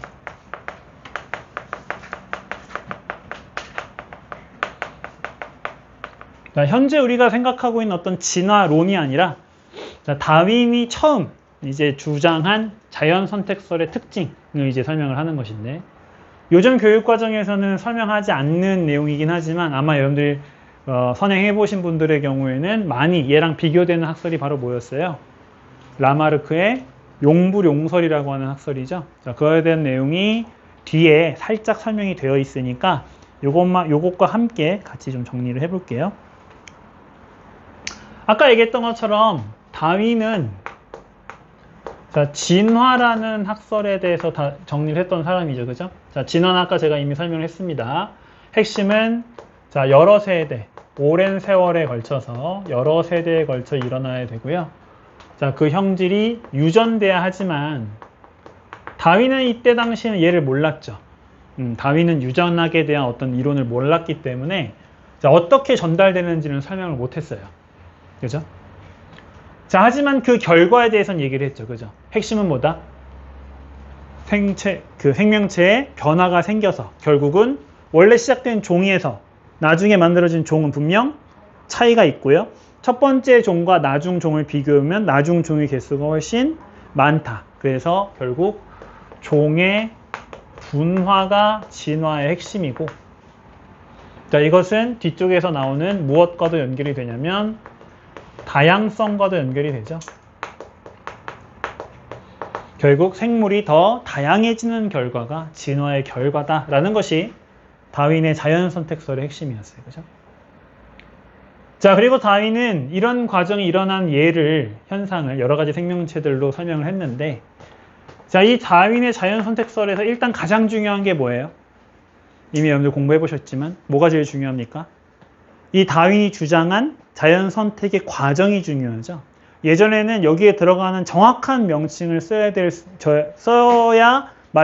답이 맞을 정도로 이 과정들을 굉장히 중요하게 여겼어요. 지금은 그런 단어 하나하나가 중요하진 않지만 이 순서, 어떤 과정이 일어나고 있는지를 정리를 하고 있어야 되죠. 일단 뭐가 필요합니까? 같은 종 안에서 그렇죠. 다양한 변이가 발생을 해야 되죠. 그리고 다양한 변이가 발생하려면 당연히 생물의 수가 많아야 되겠죠. 요즘은 잘 쓰지 않는 말이지만 그래서 뭐가 일단 일어나야 되냐면 대량 생산이 일어나야 합니다. 다만 이제 이 표현이 생물체한테 쓰면 좀 그렇잖아요. 그렇죠? 그래서 요즘은 대량 생산이라는 표현은 잘 쓰지 않는 편이고 대신 많은 개체들 안에서 다양한 변이가 나타난다. 개체들의 다양한 변이가 발생한다라는 내용은 꼭 붙여주게 됩니다.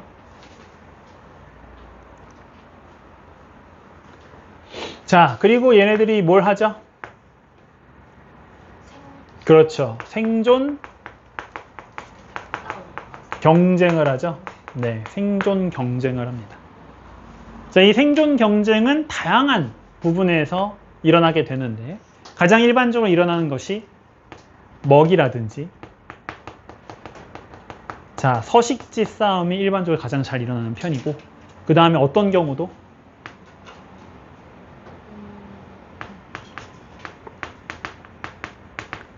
자, 짝짓기와 관련된 것 역시 대표적인 생존 경쟁의 어떤 분야라고 볼 수가 있겠죠.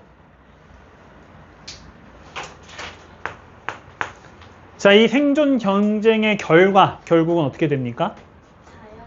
그렇죠. 환경에 맞는 애들이 살아남죠. 예전에는 이걸 적자 생존이라고 표현을 했었는데 역시 이 적자 생존이 좀 너무 약간 좀 잔인한 표현이다. 좀 다른 애들 다 죽는다는 뜻이냐? 약간 이런 의미가 돼버려서 자, 자연 선택이라는 표현을 이제 쓰게 됩니다. 자, 다만 이 자연 선택에서 여러분들이 조심하셔야 될 것은 방금 얘기했던 것처럼 그 환경에 맞는 한 종만 살아남는 것인가요? 아니죠. 어떤 특정 환경에 자, 적합한 형질은 단 하나만 있는 게 아니죠. 그렇죠? 여러 개 존재할 수 있다.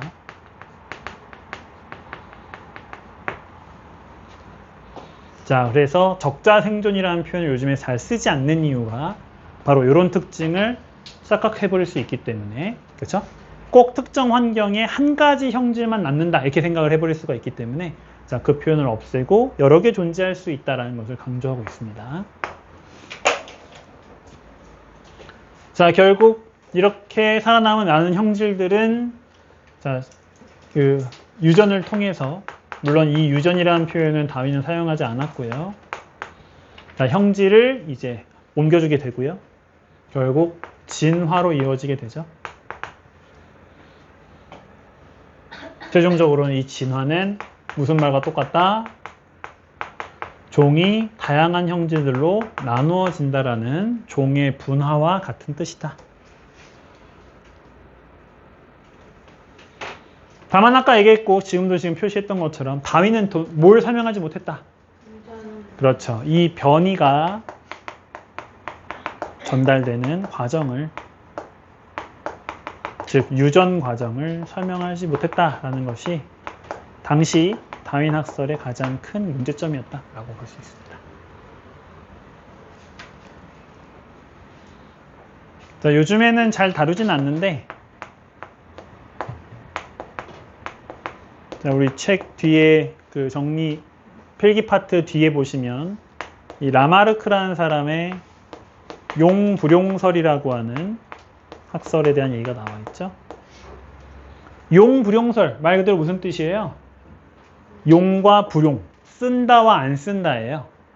그죠? 그래서 자, 아주 대표적으로 여러분들도 잘 알고 계시는 것처럼 다윈의 자연선택설과 용불용설을 구분할 때 가장 많이 예를 드는 게 뭐예요? 기린의 길어진 목이죠. 그죠? 자, 요걸 가지고 이제 두 학설이 다르게 설명을 하죠. 자, 다윈은 어떻게 설명했었죠? 이 기린의 긴 목을. 그렇죠. 여기서 이제 핵심은 이 목이 길어진 이유가 어떤 목적이 있었던 건 아니라는 거죠. 기린의 조상들 중에서 어떤 애들이 태어난 거야. 다양한, 그렇죠. 다양한 길이의 목을 가진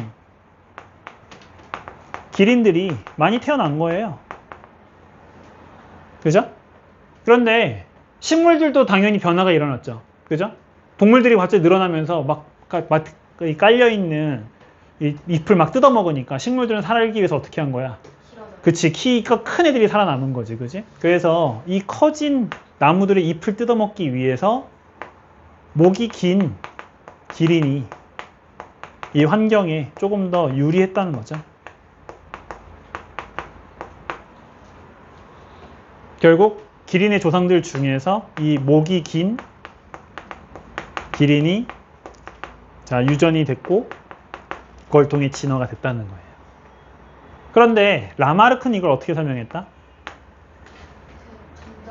그렇죠. 얘는 기린이 목을 쓰다 보니까 어떻게 됐다? 그렇죠. 길어졌다는 거죠. 자, 그 길어진 목이 후손에게 전달이 되고 또 후손은 또 계속해서 목을 쓰고 또 길어지고 이렇게 반복적으로 길어진 목이 역시 유전이 돼서 긴 목의 기린이 만들어졌다라고 주장하는 이론이라는 거죠.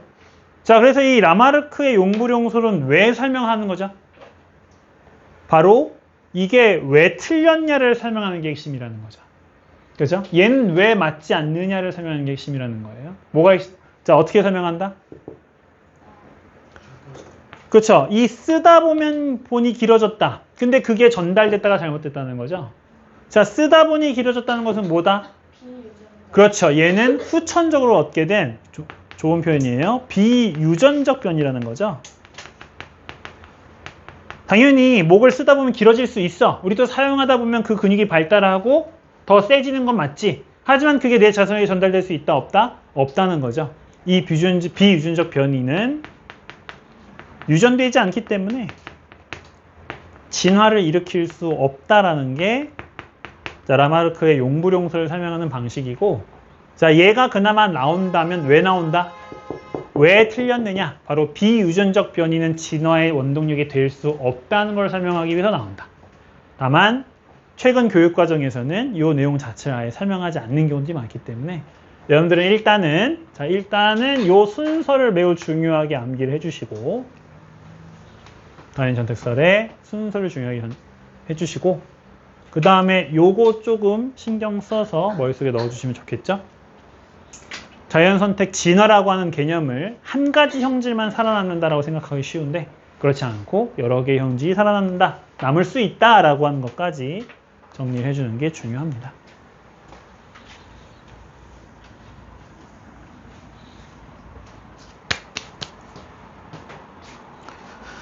네, 그렇고요.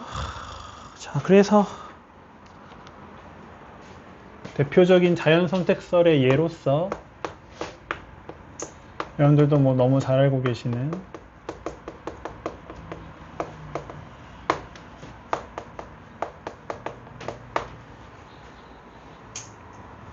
갈라파고스 제도 들어보셨죠? 어디 있는지 찾아봤더니 그 남아메리카 말고 여기 중미 있죠? 그죠? 여기 에콰도르 있고 여기 있죠? 요 근처가 이제 적도 근처인데 여기에서 서쪽으로 이렇게 가면은 섬이 여기 한 7개인가 모여 있거든요. 네, 여기가 이제 갈라파고스 제도래요.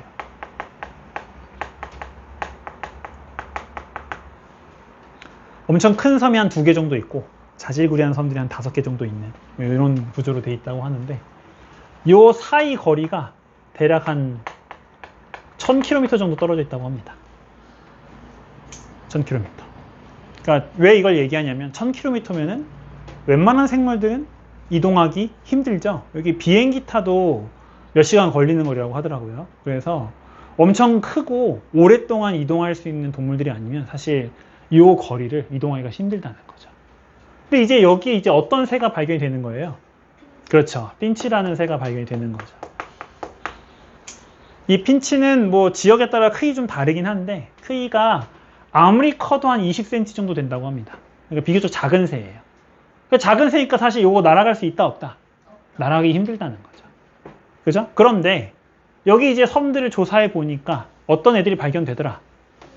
그렇죠. 다양한 핀치새가 발견이 되더라는 거죠.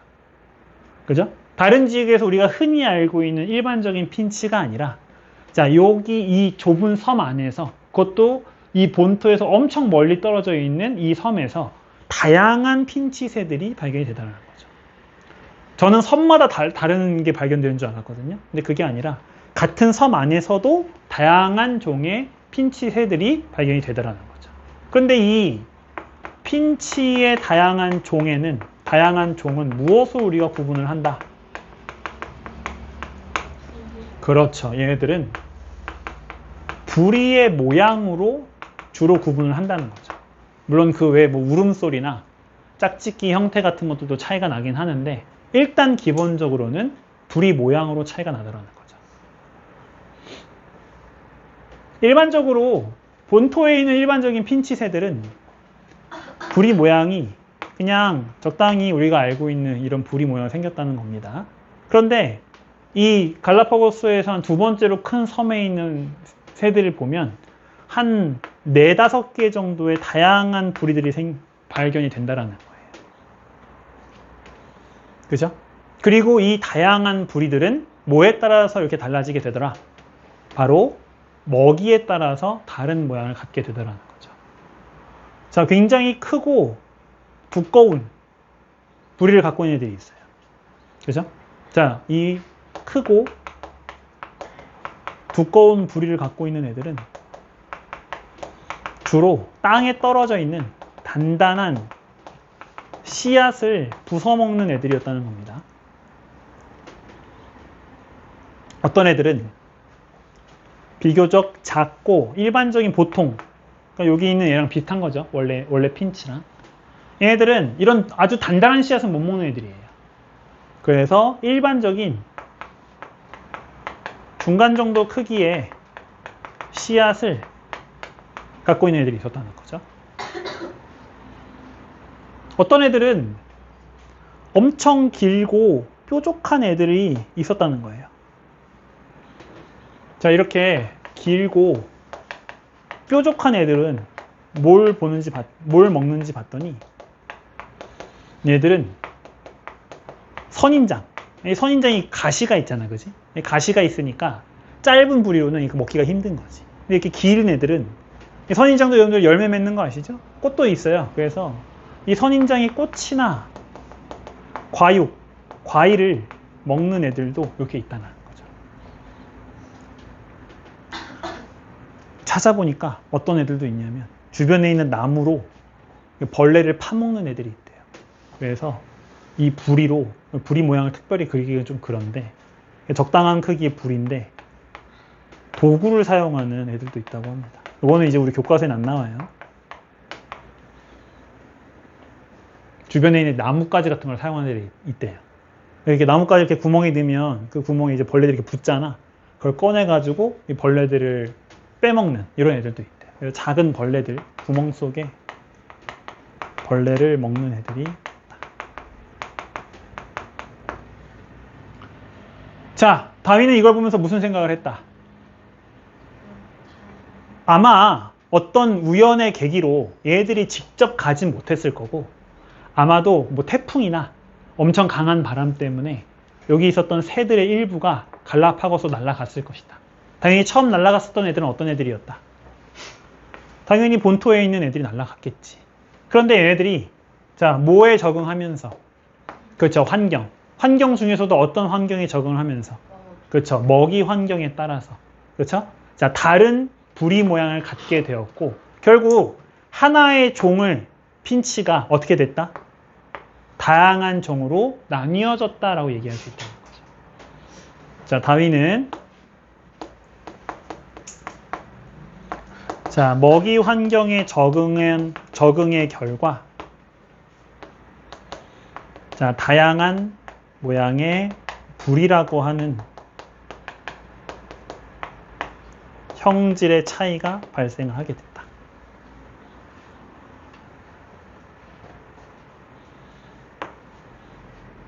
그 결과 어떻게 됐다? 종의 개수가 늘어났다. 근데 보시면 아까 제가 얘기했죠? 저도 처음에는 이 핀치 새들이 다 다른 섬에서 사는 줄 알았어요. 근데 어떻다?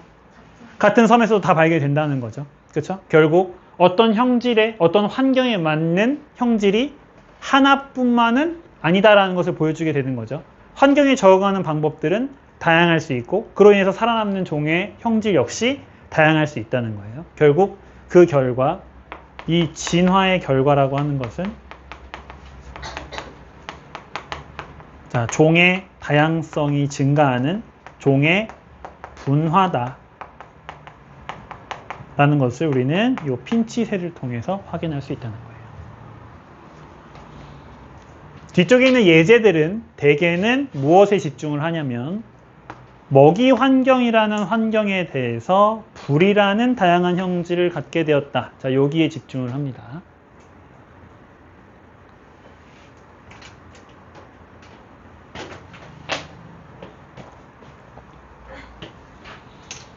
자, 그래서 뒤에 있는 문제를 푸실 때는 자, 먹이 환경에 따라 다양한 부리 모양을 갖게 되었다 라고 하는 내용으로 내용들 정리해 보시면 좋을 것 같고요.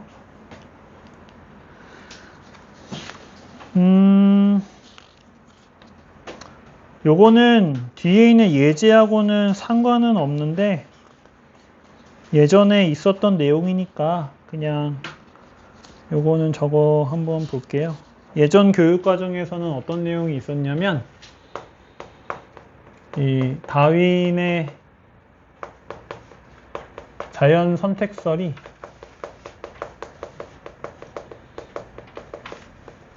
준 영향에 대한 얘기들이 예전 교육과정에서는 있었거든요. 그런데 현 교육과정에서는 이 내용이 없는데 혹시 모르니까 그냥 간단하게만 정리하도록 하겠습니다. 일단 과학 분야에서는 자, 매우 긍정적인 영향과 아주 부정적인 영향이 있죠. 네, 일단 긍정적 영향만 얘기하겠습니다. 생명과학을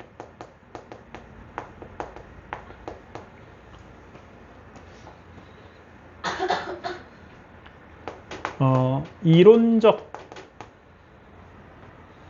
학문에서 실험, 관찰 위주의 실증적 학문으로 변화를 일으켰습니다. 이때 당시에는 생물에 대해서 아마도 이럴 것이야 라는 이론적인 내용들을 좀 더 많이 얘기했다는 거죠. 근데 다윈이 이 종의 기원이라는 책을 쓸 때까지 몇 년의 세월이 걸렸냐면 처음 갈라파고스 군도를 방문하고 종의 기원을 출전할 때까지 한 36년이 걸렸거든요. 이 사람은 36년 동안 논 게 아니라 그동안 이제 자신의 이론을 뒷받침할 수 있는 예들을 엄청 찾은 거예요. 그래서 지금은 우리가 핀치라는 예만 들었지만 실제로는 정말 다양한 생물종에 대한 예들이 그 책 안에 들어있다는 거죠. 실제로 이런 오랜 세월 동안의 생물들에 대한 관찰을 통해서 이런 이론이 있다라고 얘기를 한 것이기 때문에 생명과학이라고 하는 학문을 이런 학문으로 바꿨다라고 하는 부분에서 핵심이고요. 자, 그래서 결국 우리 인간도 어떻다? 우리 인간도 신이 인간을 따로 만든 게 아니라 결국은 다른 옆에 있는 침팬지와 같은 조상을 갖고 있어서 거기서부터 분화된 종일 뿐이다. 자, 그러면 우리는 인간을 연구하기 전에 앞서서 뭘 대신 연구할 수 있다? 동물을 대신 연구할 수 있다. 인간과 동물을 분리하는 게 아니라 이 둘이 사실상 같은 것이다라고 생각할 수 있다는 거죠. 그래서 원래는 인간과 동물을 분리했었던 기조에서 이제 둘은 사실상 같은 뿌리를 갖고 있다라는 생각을 통해 연구의 방법들이 다양해졌다라고 얘기할 수가 있다는 거죠.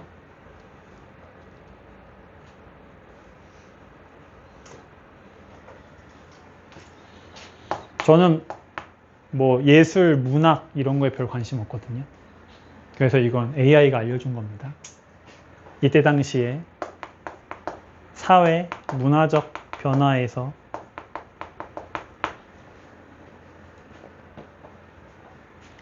일단 유럽의 중세는 뭐가 핵심이었어요? 신이죠, 신. 네. 그죠? 인간은 신의 피조물이고 신이 모든 걸 다 만들었고, 그죠? 자, 이렇게 원래는 신을 중심으로 했었던 사회 문화적인 분위기가 무엇으로 바뀌기 시작했다? 그렇죠. 인간 중심으로 바뀌기 시작을 했고요.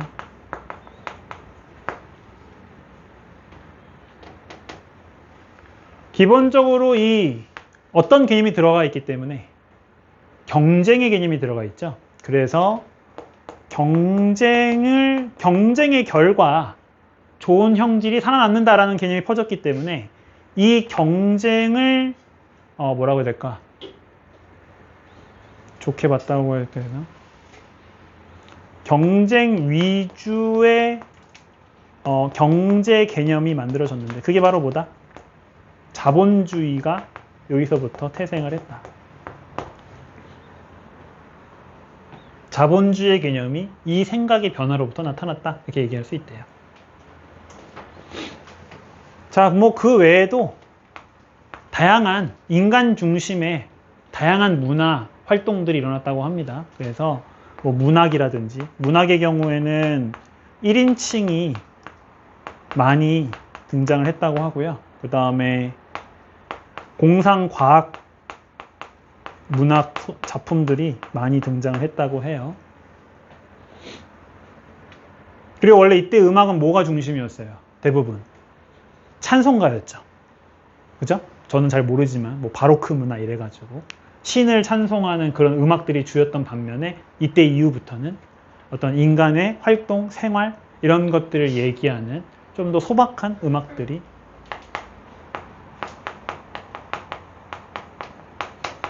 많이 발달했다고 합니다. 자, 하지만 이런 사회 문화적 변화는 사실 우리 이과 계열한테는 별로 중요하지 않죠? 우리한테 중요한 건 뭐예요? 부정적인 영향이에요.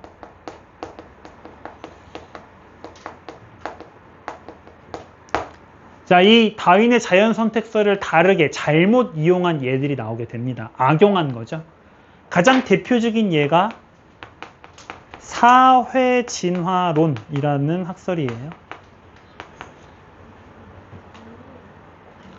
사회진화론은 말 그대로 인간들의 사회 역시 어떻게 된다? 경쟁을 통해 진화한다라고 얘기를 하는 거예요.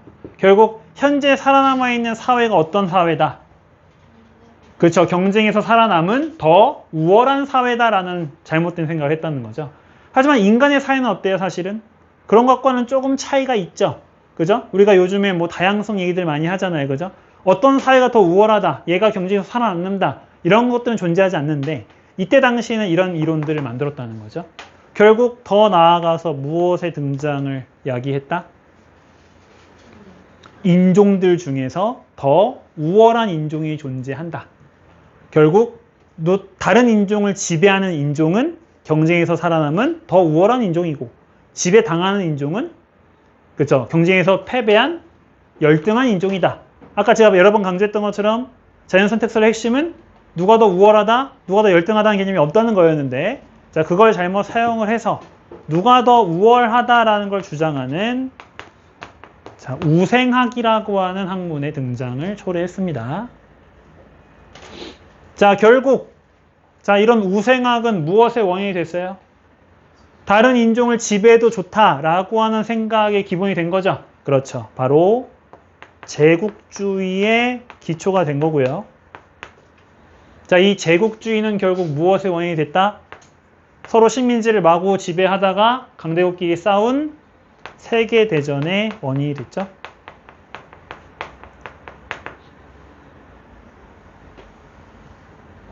물론 다윈은 이런 생각 꿈에도 안 했습니다. 그죠? 이런 생각 하지도 않았고, 지금까지 내용들을 보면은 뭐가 더 우월하다라는 얘기 한마디도 나온 적이 없어요. 그죠? 그죠? 우연히 얘네들이 환경이 잘 맞더라 라고 하는 것들만 나왔었는데, 자, 이렇게 잘못된 쓴 경우도 있었다.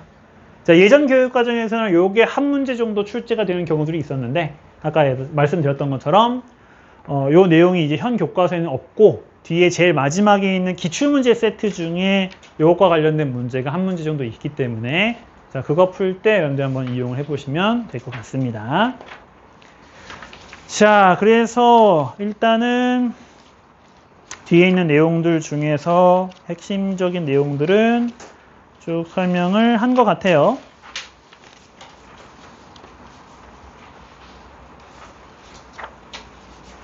네, 이렇게 해서 일단 과제는 다음 주까지 5강 끝까지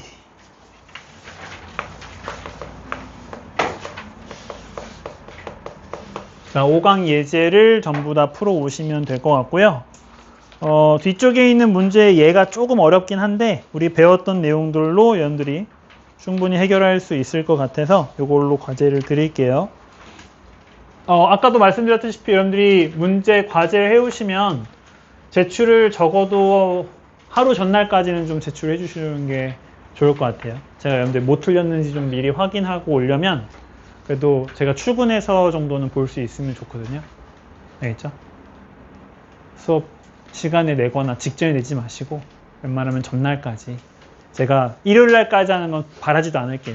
일요일까지 해야 A인데 일요일날까지 하는 건 바라지도 않을 테니 전날까지만이라도 좀 해결을 해서 오시면 참 좋겠습니다.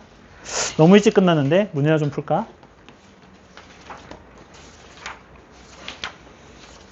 여기를 1시간 내내 끄는 게 너무 힘들어요.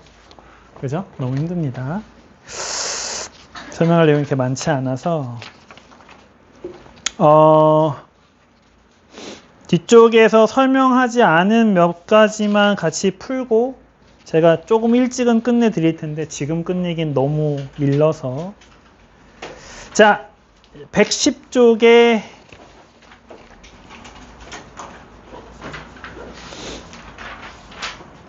41번과 42번. 왠지 여러분들 서술형 내면은 과제로 안 풀어오실 것 같으니까 서술형을 우리 같이 한번 풀고.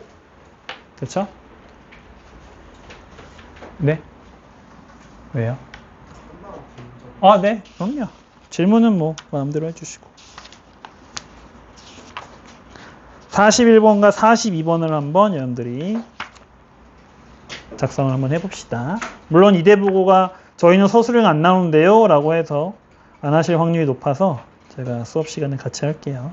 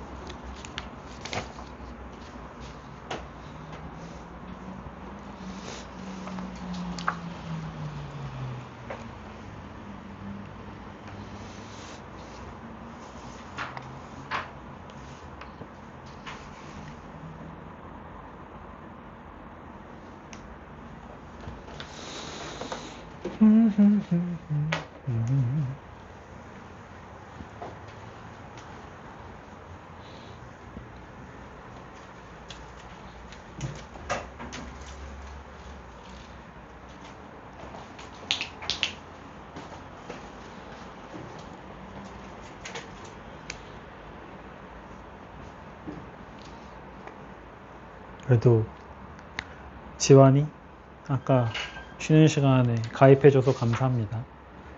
제가 방학 동안에도 QR을 찍어서 줬는데 이 QR로 쉬는 시간에 가입하시는 분이 거의 없더라고요. 그래도 한 분이라도 있어서. 저희가 가입. 아니, 네. 안 해도 돼요.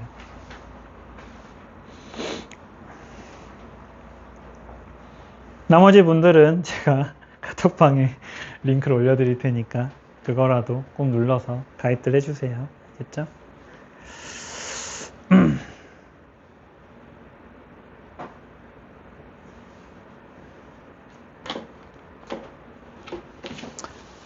자, 41번에 여러 번 강조했던 것처럼 이 항생제 내성 박테리아, 내성 세균에 대한 내용 중에 이 내성 유전자가 어떻게 발견됐는가, 어떻게 발생했는가에 대한 내용들이 정말 잘 나옵니다.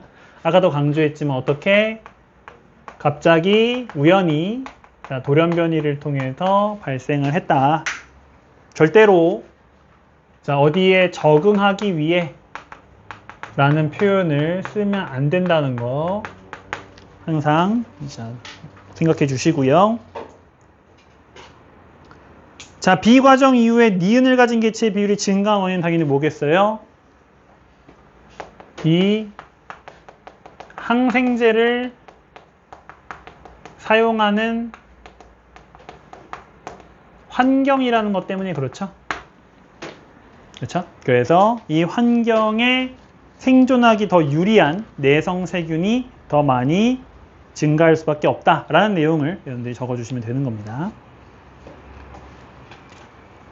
42번에 핀치의 진화 과정을 자연 선택설로 서술하시오. 뭐에 대한 어떤 뜻이에요? 바로 우리 아까 얘기했었던 대량 생산. 자, 그로 인한 많은 개체들의 변이. 자, 생존 경쟁.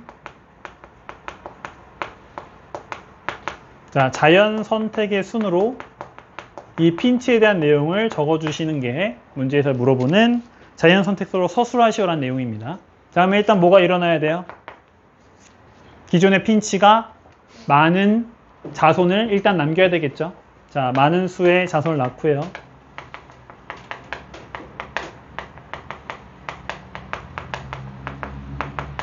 자, 그 안에 이제 뭐가 등장을 하는 거죠? 다양한 부리 모양의 개체들이 등장을 하는 거죠. 그게 바로 개체변이에 대한 얘기입니다. 자, 그 안에 다양한 모양의 부리를 가진 핀치들이 등장을 합니다.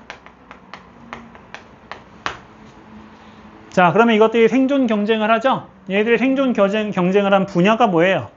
그렇죠. 먹이죠. 그렇죠? 바로 이 먹이 환경에 대해서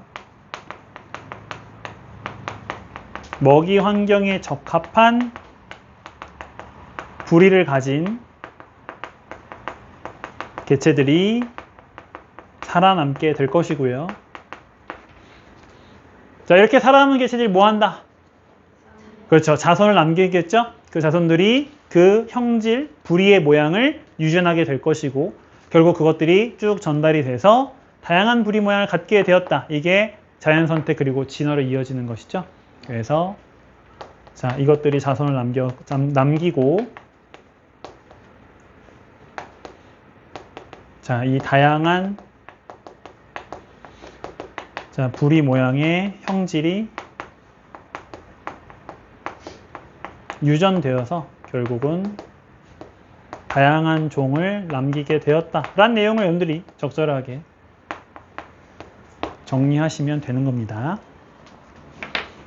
그래서 대량 생산, 개체 변이, 그 다음에 생존 경쟁, 그 다음에 자연 선택과 진화라는 내용이 들어가 있으면 뭐 어떤 방식으로 써도 상관없습니다.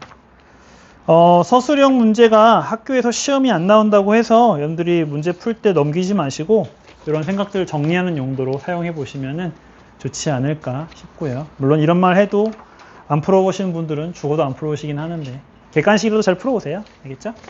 자, 다른 거 질문 있으십니까? 자, 오늘은 여기까지 하도록 하고 제가 오늘 밤에 카톡방 초대해 드릴 거고, 자, 밴드 가입 안 하신 분들은 밴드 가입 그때 해주시면 되겠습니다. 네, 질문이 뭐니? 잠깐만.